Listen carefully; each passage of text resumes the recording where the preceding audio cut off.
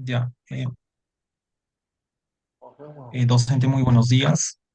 En esta oportunidad, el grupo 2 del NRC 22956 del curso de Fundamentos Económicos y Contables está grabando el video de la unidad 4 del examen final. Los integrantes son Cáceres Alca Alison Nicole, Juvenal Umpiri Puma y Vanessa Quipo Mendoza y mi persona, Condori Pancorbo Giancarlos. Como primera pregunta que tenemos desde el modelo keynesiano tradicional, ¿qué factores se toman en cuenta, en consideración cuando la política fiscal expansiva se, se habla al momento de buscar incidir sobre la demanda a nivel de compañera, empieza de nuevo. No estoy viendo mi pregunta, por favor. Voy a cronometrar el tiempo. Docente, muy buenos días.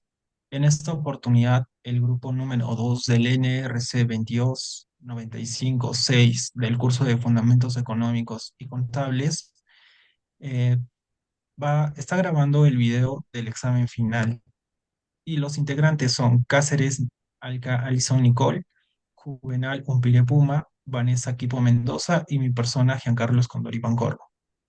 Como primera pregunta tenemos eh, desde el modelo keynesiano tradicional, ¿qué factores se toma en consideración cuando de política fiscal expansiva se habla al momento de buscar incidir sobre la demanda agregada determinada en un país?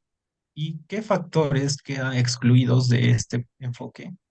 Bueno, para saber qué es el modelo keynesiano tradicional, tengo se podría decir que es una teoría económica que el gobierno debe invertir en la economía cuando el mercado no está en un muy buen funcionamiento, especialmente en tipos de crisis y recesiones. Según la teoría, el gobierno debería de disminuir los impuestos y hacer que el crecimiento, eh, el gobierno impulsa el crecimiento económico. Cuando, por ejemplo, la demanda es muy baja, hay desempleo y todas esas cosas, entonces el gobierno tiene la función de aumentar el gasto público y reducir los impuestos. Como segunda pregunta, tengo los factores que se toman en consideración cuando de política fiscal expansiva se habla al momento de buscar incidir sobre la demanda agregada de un determinado país. Bien, en esto sería eh, cuando se habla de la política fiscal expansiva, eh, sobre la demanda agregada o el nivel de consumo de un país, se deben tomar en cuenta varios factores que afectan directamente como a las personas, a las empresas que perciben y responden a los cambios de política económica. La reducción de los impuestos, ya he mencionado, y un aspecto de política fiscal expansiva. Esto puede estimular el consumo porque las familias tienen más ingresos disponibles para gastar en bienes y servicios. Así también permite que las empresas puedan invertir más en sus operaciones y contratar personal, no personal. Ahora, ¿qué factores quedan excluidos en este enfoque? Eh, Cuando se habla de esto, estos factores que no se abordan directamente son fundamentales para el bienestar económico de un país. Por ejemplo, sería la desigualdad social. Aunque se reduzcan los impuestos y el aumento del gasto público pueda beneficiar a varias personas, no siempre se distribuye de una manera equilibrada. En general, esto favorece más a las personas de un nivel socioeconómico elevado, tanto así como a las empresas y esos, dejando en una cierta desventaja a las personas que no llegan a tener un cierto nivel socioeconómico digno, se podría decir. Y le paso la palabra a mi compañera Vanessa. Segunda pregunta. La empresa Terramóvil se dedica a la distribución de fibra óptica de Internet para el Departamento de la Libertad. Asimismo, a la par de ella existen otras dos compañías que suman en un conjunto el 85% del mercado de distribución de dicho bien, servicio en dicha zona. El otro 15% se lo distribuyen entre 20 empresas de menor envergadura. Bajo estos preceptos, se puede definir que existe un mercado de competencia perfecta, un oligopolio o un mercado de competencia monopolística. Justifique su respuesta usando los conceptos estudiados en clase, así como hipótesis que permita reforzar sus argumentos. El mercado de distribución de fibra óptica en el Departamento de la Libertad se ajusta más al modelo de oligopolio. Justificación de la respuesta. Un oligopolio se caracteriza por la existencia de un pequeño número de grandes empresas que dominan un mercado. Estas empresas tienen un alto grado de control sobre los precios y la producción y suelen adoptar estrategias competitivas interdependientes. Evidencias que respaldan esta conclusión. Concentración del mercado. El 85% del mercado está controlado por solo 3 empresas.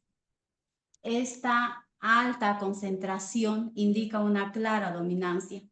Barreras de entrada. Existen barreras de entrada significativas en este mercado, como altos costos de infraestructura, tendido de fibra óptica y la necesidad de obtener permisos y licencias gubernamentales.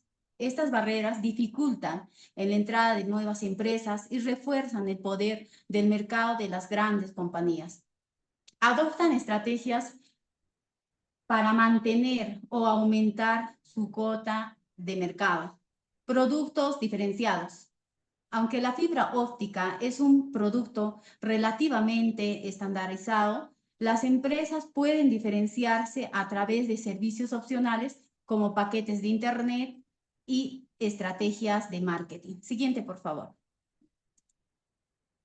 ¿Por qué no es competencia perfecta? Competencia perfecta. Se trata de una marca de competencia perfecta. Existe cuando existen muchas empresas pequeñas, ninguna de las cuales tiene poder de mercado. Los productos son homogéneos y no existen barreras de entrada. Claramente este no es el caso del mercado de fibra óptica en la Libertad. Competencia monopolística. En este tipo de mercado, donde existen muchas empresas, pero cada uno ofrece un producto ligeramente diferenciado, si bien hay varias empresas en el mercado de fibra óptica, la concentración del mercado en pocas manos y en las barreras de entrada sugieren que no se trata de una competencia monopolística. Hipótesis. Es posible que las tres principales empresas coordinen de manera explícita para fijar precios o dividir el mercado, lo que reforzará su poder de mercado. Liderazgo de precios. Una de las tres empresas más grandes podría actuar como líder de precios, fijando los precios de referencia que las demás empresas siguen. Diferenciación de productos. La fibra óptica es un producto estandarizado. Las empresas pueden diferenciarse a través de servicios adicionales, como soporte técnico, velocidad de Internet y paquetes combinados con televisión y telefonía. En conclusión, el mercado de distribución de fibra óptica en la Libertad es un oligopolio. Esta estructura de mercado tiene importantes implicaciones para los consumidores, ya que puede limitar la competencia, reducir la variedad de opciones y potencialmente llevar a precios más altos. Gracias. El siguiente, por favor. Bueno, a mí me tocó la pregunta 3 que dice, de los conceptos estudiados en clase con relación a los factores que desplazan la curva de la demanda, Brinde dos ejemplos concretos sobre cómo esta varía en relación a los bienes sustitutivos y complementarios, estableciendo la diferencia entre estos dos, los bienes normales e inferiores. Grafique en ambos casos desplazando tomando como supuesto que la curva se expanda, ¿no? Aquí tenemos la primera pregunta que es ¿qué son los bienes sustitutivos? Bueno, un bien sustitutivo es aquel que puede reemplazar para satisfacer la misma necesidad, ¿no? Del consumidor, ya sea productos o servicios que aunque sean diferentes en características o precios, cumplan con la misma función a ojos del mismo consumidor, ¿no?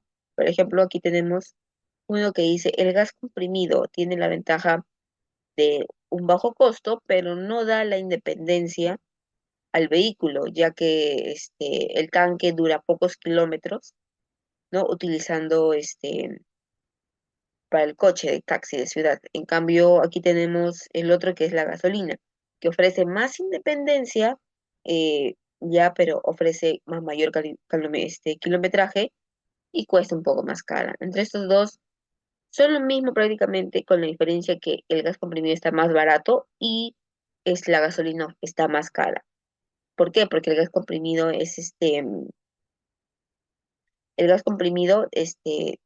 tiene costo bajo, bajo costo, pero y tiene menos kilometraje, da menos kilometraje, no se gasta más rápido. En cambio, la gasolina ofrece más, tiene más independencia y a mayor kilometraje, además cuesta más. La siguiente, por favor.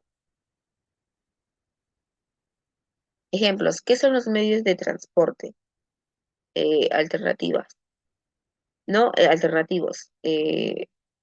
Cuando un consumidor quiere moverse, por ejemplo, aquí tenemos, ¿no? De Madrid a Frankfurt, pues ya sea por hacerlo en avión, en auto, en tren, ¿no?